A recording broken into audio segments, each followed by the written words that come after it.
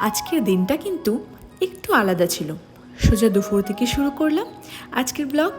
আজ ওর পাপা নিয়ে এসেছিল মোচা, ভাবলাম বানাই একদম ঝাল মশলা দিয়ে, কিন্তু হায় রে, কেমন যে তেতো হলো, খাওয়া একদম গেল না। সব রান্নাবান্না শেষ করে বেটুকে খাইয়ে ঘুম পাড়িয়ে দিলাম। এদিকে আমিও স্নান করে চলে এলাম সব খাবার দাবার সেরে। বিকেলের দিকে এদিকে চা আর এক সাইডে বসিয়ে দিলাম পপকর্ন। আহা, মজাই আলাদা। তারপর মুড়ি খেতে খেতে দেখি বেটু কান্না করছে, ঘুরতে যাবে নাকি। তাই একটু বাইরে হাঁটতে চলে গেলাম।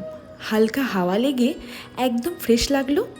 বাড়ি ফিরে দেখি ও আবার ব্যথা লাগিয়ে বসেছে। তারপর রাতে রুটি আর কফি আলুর ভাজা খেয়ে সবাই একসাথে গল্পে মেতে উঠলাম। দেখো, এদিকে সব কাজ ছেড়ে চলে গেলাম। দেখো আরেকজনের দুষ্টুমি।